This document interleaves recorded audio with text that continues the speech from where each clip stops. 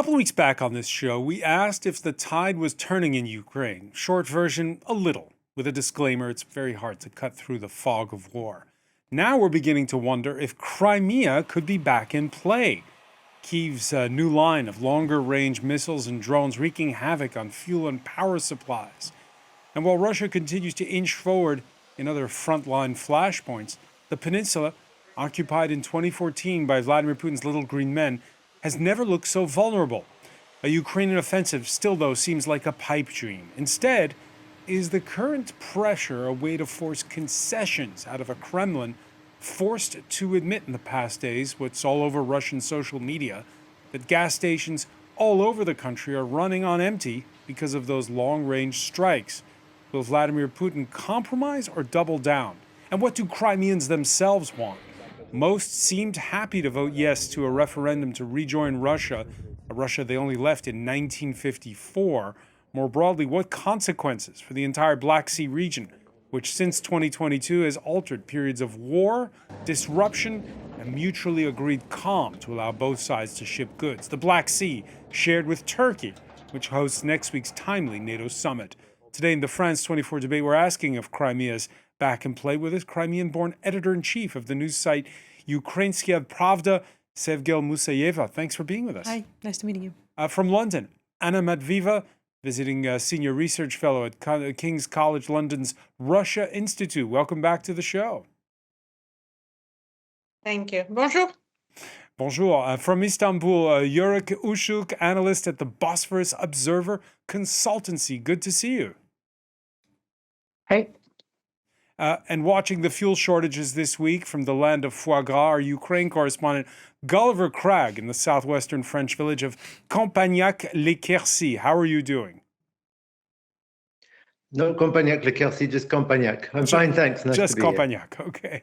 Well, whether you're in Dordogne or Donetsk, you can always listen to the France 24 debate wherever podcasts are streamed. Before we set our sights in Crimea, a word on what happened Monday night in Monaco, an assassination attempt that severely injured 3 Ukrainian nationals, police looking for a male suspect who was caught on security footage dropping off a parcel bomb. We have a man, alone, who presents himself in front of this address, who drops a package which is being identified. I cannot tell you more at this stage. A short time before, the 3 occupants on the ground floor apartment of this building present themselves at the door, and the package explodes at the moment when these 3 people arrive.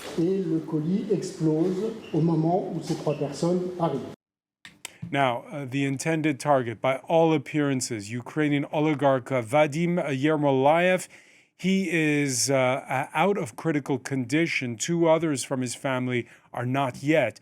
Over the years, he made a lot of friends and a lot of enemies, as Camille Corcoran reports.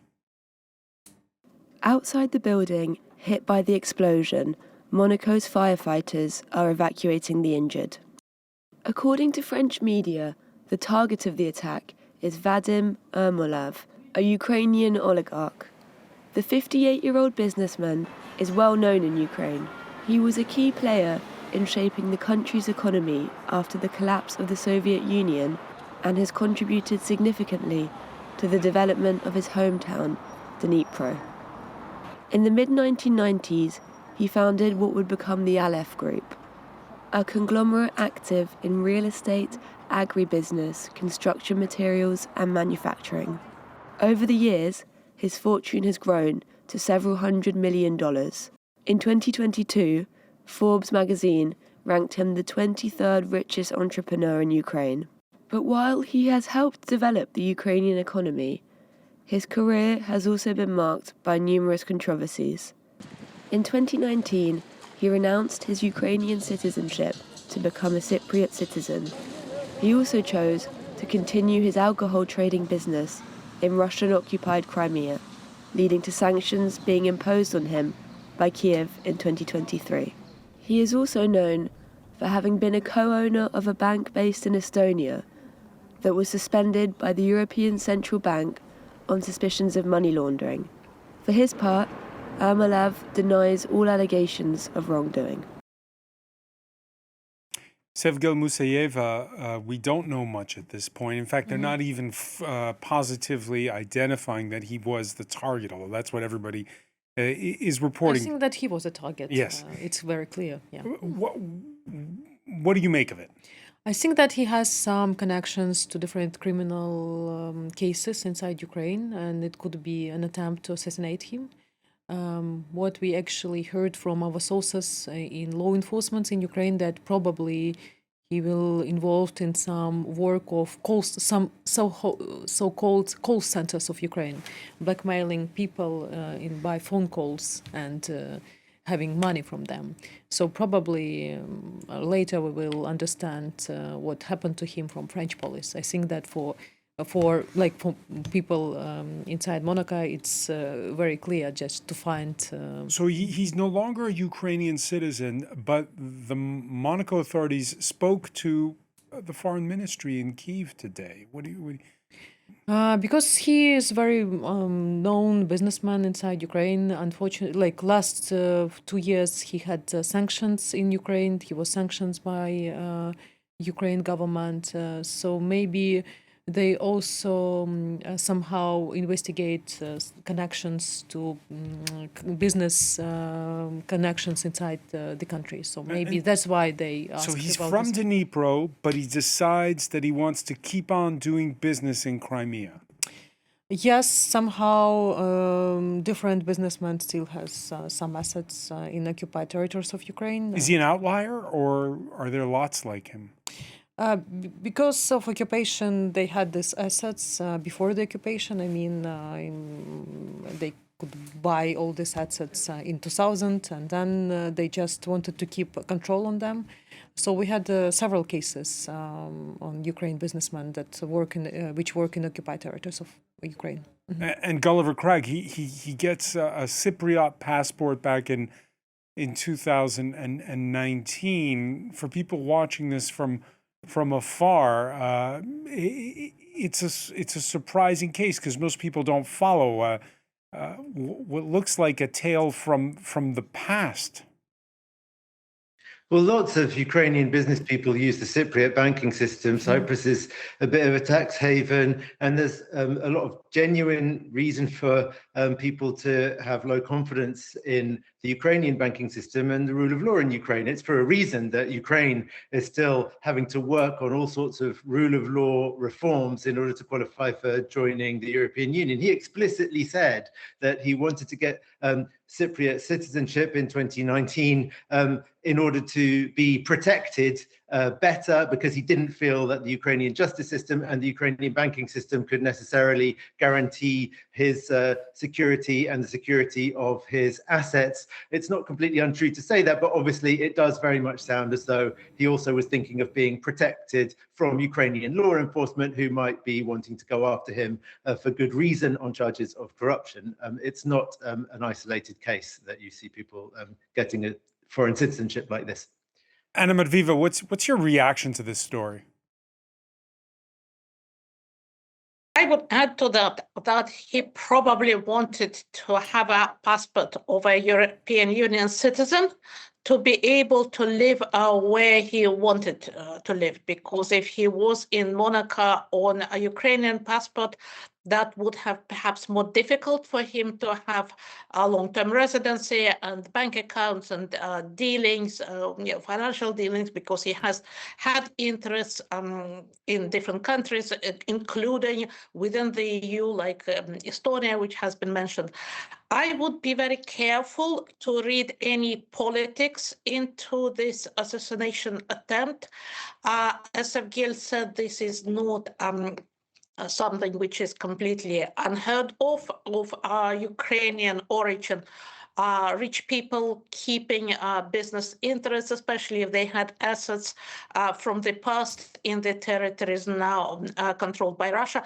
So I would perhaps think that it is a much more criminal case rather than political case. What is unusual that in Monaco, as such, which is considered to be an extremely safe place, that kind of incidents are extremely rare, almost unheard of.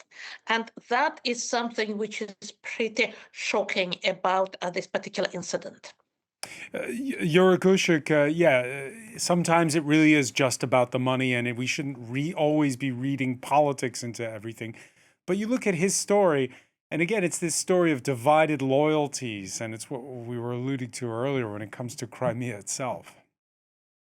I will take it to a different angle. I mean, yes, it could be just an assassination attempt, but when things start going wrong with Russia, Russia always does the same thing. It goes horizontal, but sometimes it's called asymmetrical. It takes the war to other places, and it makes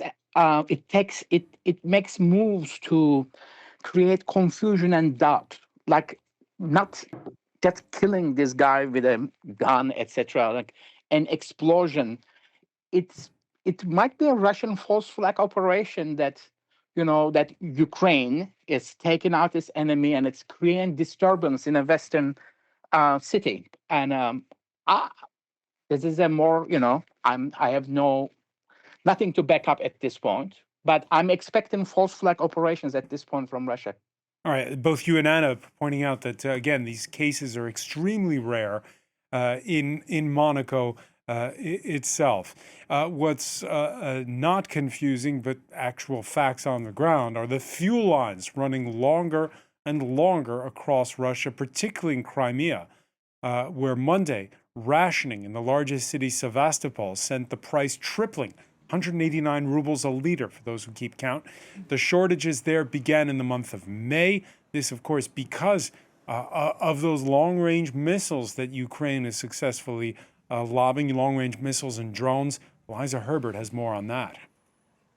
These satellite images are part of a Ukrainian operation, one to methodically isolate Crimea. In recent weeks, Kyiv has launched a multi-pronged campaign to effectively siege the peninsula, which was annexed by Russia in 2014. Drones have targeted bridges, fuel depots, railway lines and ports, cutting off almost all supplies to the territory and prompting Russian-installed authorities to suspend petrol sales to residents. We'll assess the situation. We'll walk if needed. It's a problem not just for our city, but for the whole peninsula and the south of Russia. The governorate has also announced power cuts across the whole of Crimea, closed shops, bars and public transport at 8 p.m, and cancelled summer camps. The situation with fuel is at its most difficult. I want to say that measures are being taken today, and on the President's instructions are sufficient to resolve this issue. Ukraine has never accepted the annexation of Crimea, and the country's defence minister has promised to turn the peninsula into an island in the near future. So, Sevgil Museyeva, why now? Why now? Because actually we have a chance to achieve the results on negotiations thanks to new military strategy of new Minister of Defense, Mikhailo Fedorov, who came to the office in the beginning of this year. And he has his vision of this new type of the war, drone war. And I think that his leadership actually shaped the way how we see this war, and the changing strategy actually helped to achieve those results with middle strike and long-range strike on Crimea Peninsula, and not only Crimea, also Moscow. So I think because this isn't the long-range drones. These are strikes that could have happened before, is what you're saying? Yes, they could happen before, but actually what Mikhailo Fedorov did, he produced more drones. He gave an opportunity to the drone producers to take all these situations, and so that's why we have a lot of new types of drones since he came to the office. And what's the objective? I think that his vision, first of all, I think that this is an opportunity for Ukraine, and I think that when last year we heard that Ukraine doesn't have cards, from President Trump, now situation has changed. So it's all about a stronger bargaining position? Yes. This is about our better negotiation position, because, of course, the main goal that we have to achieve the results on negotiation process. Ukraine doesn't want to revenge on Crimea. Ukraine just want to deoccupy those territories just for Ukrainians and Crimean Tatars to live freely in Crimean Peninsula. So just to be clear, you're saying that Ukrainians accept that Crimea may stay Russian, but have guarantees for minority citizens? No. Of course, I think that what started with Crimea should end with Crimea. Actually, this is my position, because what actually happened to Crimea in 2014 was absolutely illegal, and this is a violation of international law. And that's why the final goal is to return all our territories. Yes, maybe it will be difficult during those times, but of course, Ukraine final position is to restore the sovereignty of peninsula and the sovereignty for all territories that were grabbed by Russia in 2014 or 2022. Gulliver Cragg, is Crimea in play? Well, I think that what Sevgil is saying is absolutely right. This is about putting pressure on Russia and moving towards negotiations. So it's not as though Crimea is in place suddenly with the idea that there would be Ukrainian ground offensive into Crimea and taking the territory back by force. It's much more, as Ukraine has been saying for months now, about putting Russia closer to a position in which Vladimir Putin will feel that he has to negotiate. So far, he clearly doesn't feel that he's under enough pressure that he has to sit down and seriously negotiate for peace. But it's a humiliation for him, especially at the beginning of the summer. 80% of holiday bookings have been cancelled. Children's camps in Crimea have been cancelled. Not all the trains have been cancelled, but I think about half of them going across that Kerch Bridge. It's clearly not going to be a happy Crimean summer for holidaymakers. The economy is devastated by this, and this is got to be having an effect on Vladimir Putin back home, which could well, at some point make him feel that he's willing to negotiate. What I think may happen if this works, and Russia does try to negotiate, does agree to negotiate, is that the negotiations will pass through some kind of phase, at least, of Ukraine stopping this attack on Crimea in exchange for Russia stopping some part of its offensive in Donbass, which is still going on. And the question there is how, Crimean Ukrainians and Crimean Tatars, who may have become somewhat hopeful as a result of what's happening in Crimea now, will react to that. Will they understand that, it's a longer process towards eventually gaining Crimea back by negotiations, where they've begun to feel that, well, if we just carry on like this, who knows, maybe it would be possible to get it back militarily. I think some people are beginning to dream like that, and some Ukrainian officials have been beginning to, remind them that this is not, necessarily going to happen very soon anyway. So, Yura Kushuk, there's that risk that hopes raised for minorities in Crimea, and particularly the Tatars, that will be dashed? I don't think so, and I will disagree with Gulliver in one single word. It's the dream. I don't think it's really a dream to think that Ukraine will take Crimea back, because we see how Ukraine really rewrote the naval history. I mean, what Ukraine did in the Black Sea, how Ukraine,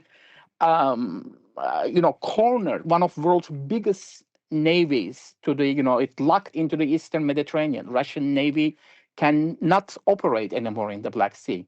We are seeing with the new drone capacity of the Ukraine, which comes to your previous question also. Yes, I mean, Ukraine is these new Luti drones. It means fierce in English. The An-196, which is really looks like the Turkish TB2s, but it's Antonov and Ukrobomprom. It's the really Ukrainian drone.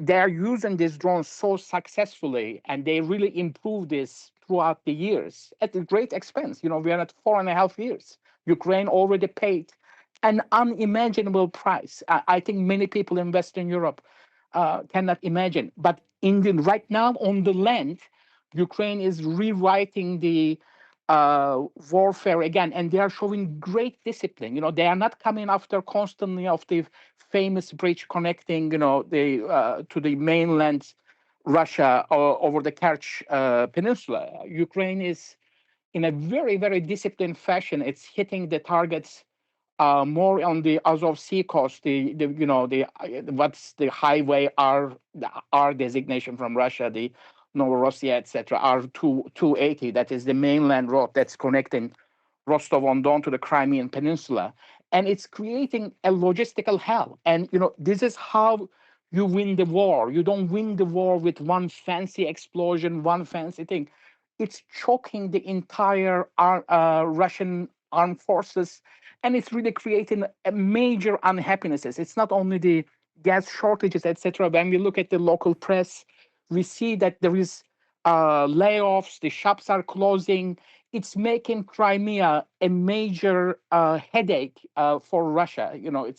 It's a place that it's reminding Russia this place is heavily dependent. What was it 4.5 years ago, 5 years ago, all the pro-Russian commentary that this is some kind of aircraft carrier into the Black Sea.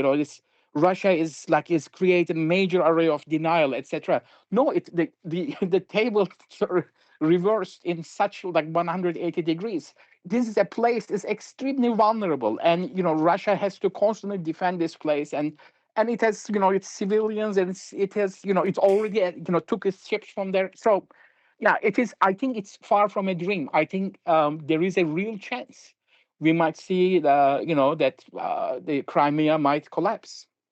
A chance Crimea might collapse. I want to put it to the rest of our panel, but first, picking up on what you just said, Yurik, Gulliver mentioning how the Russians are upset about not being able to have summer camps for their holiday bookings. The French news agency AFP went to Samolva, that's near the Estonian border in the north. Tourists at a Battle on the Ice memorial exhibit talking about favorite holiday destinations. Guess what came up?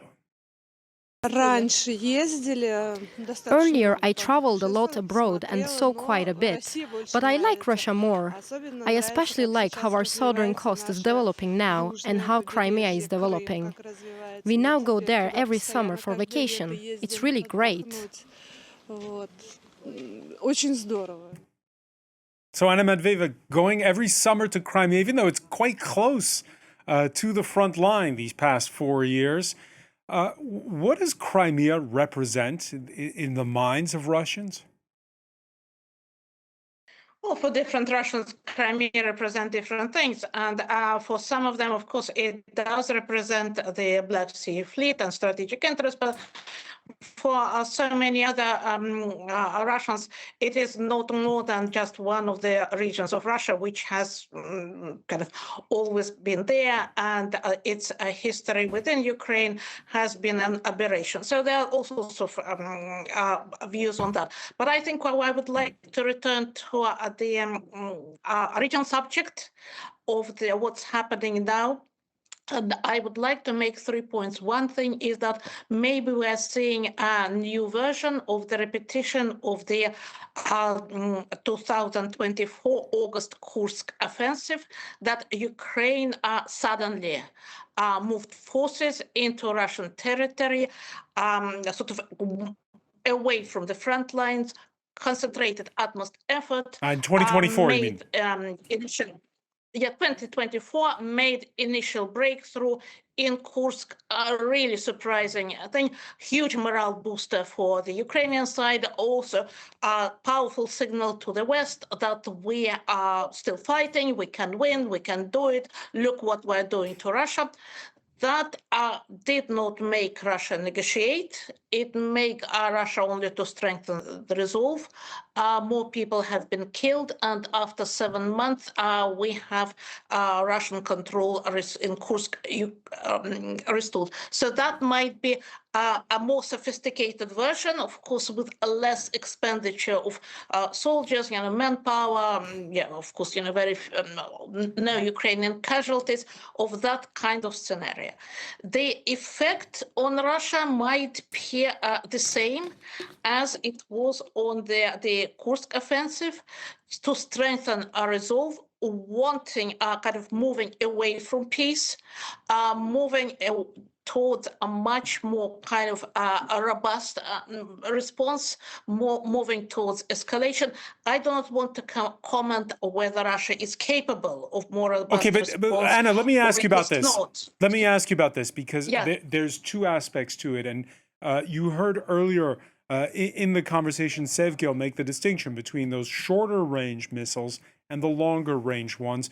And the fuel shortages are in Crimea, but they're also now, because of the longer range missiles, hitting things like the big fuel refinery outside of Moscow. Long lines in the capital recently had been spared from a full-scale war that's raged for more than 4 years. This is new. And nearly all the regions experiencing now rationing and long lines. We can show you images from the Siberian city of Irkutsk. Russians forced to display their trademark irony, as reported by independent media outlet Meduza. Social media alight with musical clips and parodies. This one's set to music. There's plenty of spare time to edit clips, I guess, if you're in a long line waiting to fill the tank. So let me ask you, Anna Medvedeva, you make the point about how it's like Kursk, but it's more than Kursk, isn't it? It's certainly times have changed. Ukrainian side and also Russian side are developing different kind of weapons, different kinds of warfare. But I'm talking about the effects. If you like, yes, there are queues, there are shortages. This is not the first time something like this happens in Russia. It's not something completely extraordinary. So this will galvanize public opinion? It is galvanizing public opinion, the same as it done with Kursk, to hit Ukraine with everything which Russia has. They're saying that we have Oreshnik, which is a very powerful weapon, apparently. We have only seen it once in action in 2024. We have this missile system. Why don't we hit them really hard? Why don't we mobilize more men to the front lines? Why don't we bring more technology? We are still not fighting with all full might. We have to put an end to it. And this has been dragging for far too long. Society is very tired of the war. People would like it to end. There are different ways, of course, of ending it, and there are different views on how it should end, but the sense of war fatigue is very much there.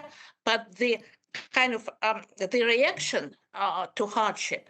And I will have to say that civilian population is also being killed or injured in Ukrainian strikes on the energy infrastructure. So it's not just about petrol queues. It's also about very real people who live or work in these facilities or who have been injured or killed.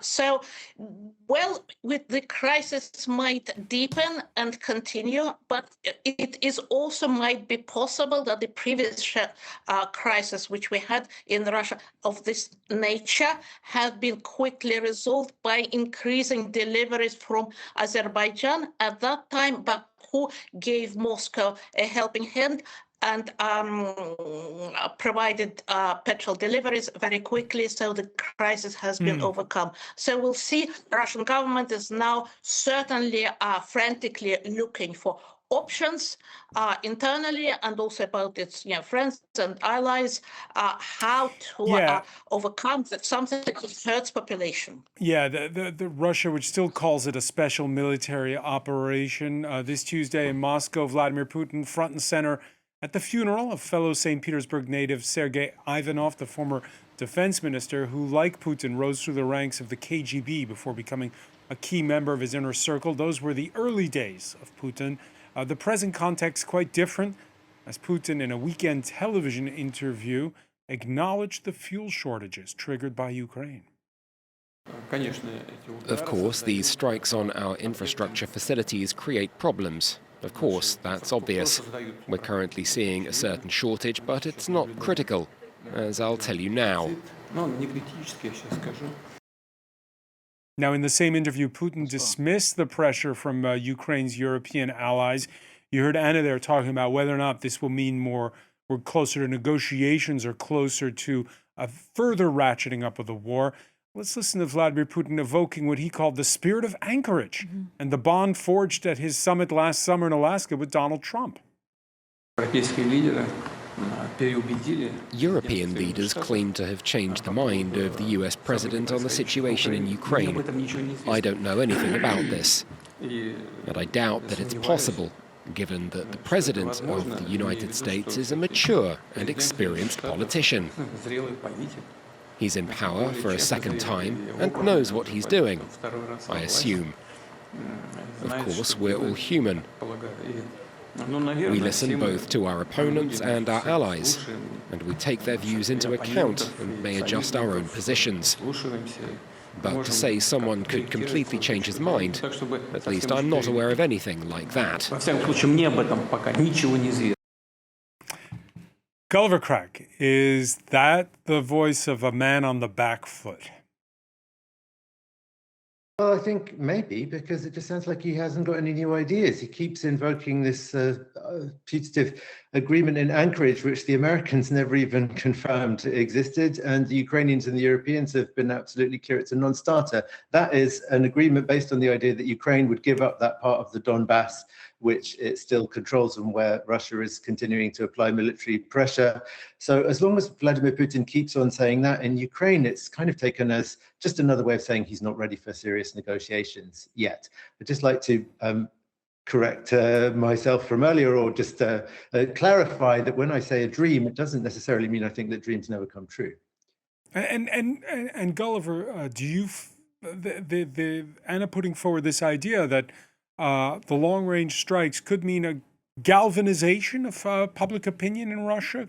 That's a very interesting question, because in Ukraine, it's always reported almost everywhere in the media as though this bringing the war home to Russians, Russians seeing the impact of it one way or another on their daily lives, is likely to make them turn against Putin or pressure Putin to end the war. And I think that clearly, it probably works both ways, depending on the people involved. Some are probably becoming more angry with Ukraine and more keen for striking Ukraine harder. Whether or not Russia's really got the capacity to do that, I'm not sure. I have the impression that they're hitting Kyiv as hard as they possibly can with each one of these massive attacks that they do about every 10 days. It's now been more than 10 days, and from the OSINT observers on Telegram channels that try to predict what the next when the next strike is going to be, they're saying it's going to be an extra hard 2-day long one, the next one. So residents of the Ukrainian capital are sort of bracing themselves for that.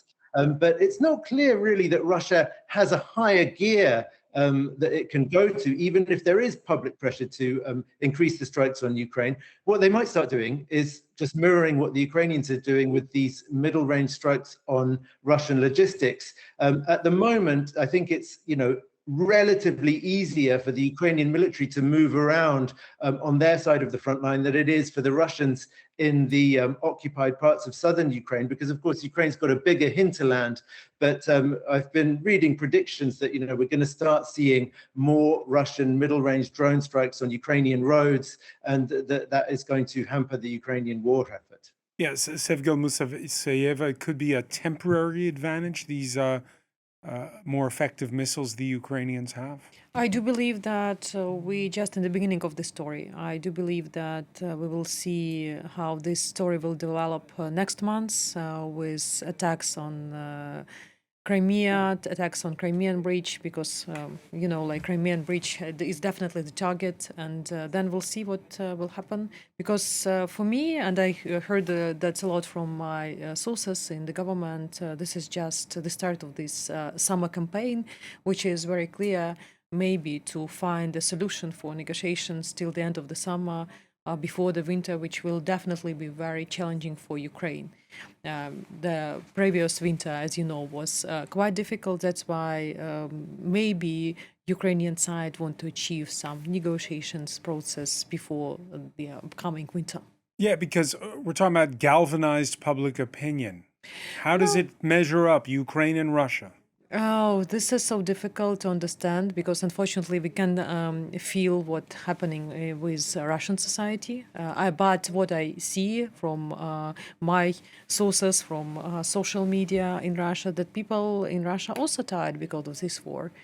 Because they don't have a vision for the future, for their future. For Ukrainians, it's very understandable. We are fighting just for the right to exist, and we don't have another chance how to stop this war. Just to keep going and to attack and to find a solution with this asymmetric war that we see right now, and where actually Ukraine is quite successful. So probably Ukrainians want to achieve peace, and for them it's vital. For Russians, it's much more difficult because it depends on Putin's and what is in Putin's hand. Yeah, we're showing images from Sumy and in the northeast, and from Zaporizhia in the center of the country, which were hit overnight. Yuri Kushuk, next week there's a NATO summit. It's taking place in Turkey, in Ankara. You heard Gulliver Cragg dismiss Vladimir Putin. That clip we played, saying it's the sound of a man who does not want to negotiate. So again, he is though definitely honing his message in the direction of the U.S. president. How do you see things going next week in light of our discussion here? I want to comment on a couple things. First of all, about the Russian population, etc. It's true. It's very difficult to judge how the Russian population will react. And yes, this is a society that can endure hardship, for sure. We know that. But there is a new level of hardship happening, for sure.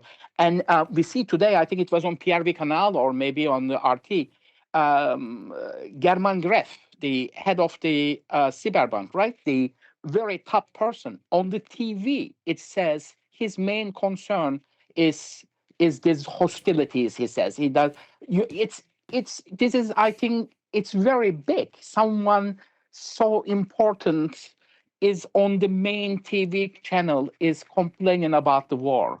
I think we definitely are hearing. I think unethically and shamefully for them, they should have spoke out before. And now it's coming back home for them. There is definitely more important people are speaking against it. And one thing about the Gulliver talking about the gas shortages, etc. There is a superb, and this is connects to France 24's universe here. I'm from Paris.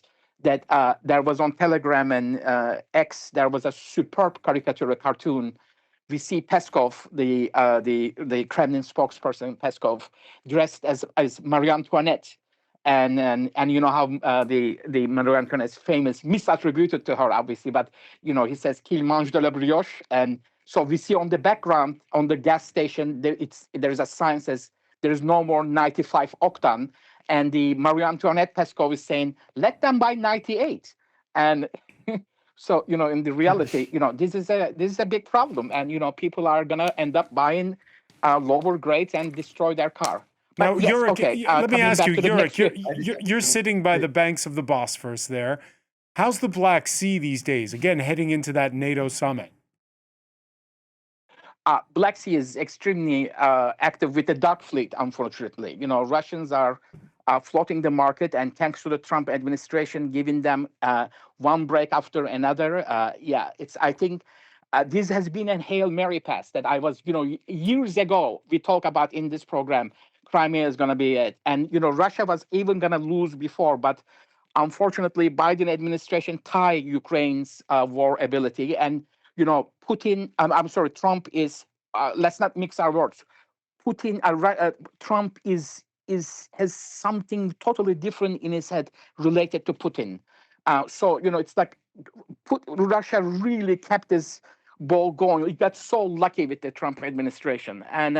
But there is no Russian naval activity in the Western Black Sea, and Ukraine controls the waters. And today we saw the Ukraine send a letter to the International Maritime Organization justifying that on the high seas it will take military action against Dark Fleet. We see that France, UK, and some Baltic states, but France is really leading the way on this, is boarding this totally dangerous maritime operation is conducted by Russia, and we're gonna see more Ukrainian action. And there is gonna be if we think right now Black Sea is active, more stuff is coming, and it might come as we see the Ukraine has ability to operate in Mediterranean. Maybe we'll see in Asia where Dark Fleet is in the Singapore Strait, in east of Singapore, one of the world's biggest dark fleet activity place, both for Iranian petrol and the Russian price cap violation. And so we're gonna see lots of activities. And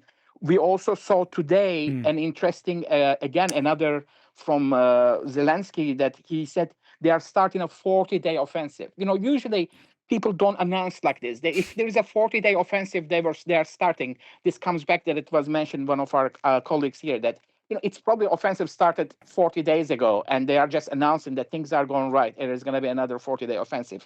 Yes, I think Ukraine is taking positions that in this NATO summit, etc., that at one point, if he gets more desperate, Putin might try to charm Trump, some kind of peace talks, some kind of corrupt deals or some offerings of Trump towers or something in Moscow. And he will say maybe he can come to Washington, something will happen, and that Trump will be suddenly very much into this. And to that moment, Ukraine is doing its best. It will come with the strongest hand.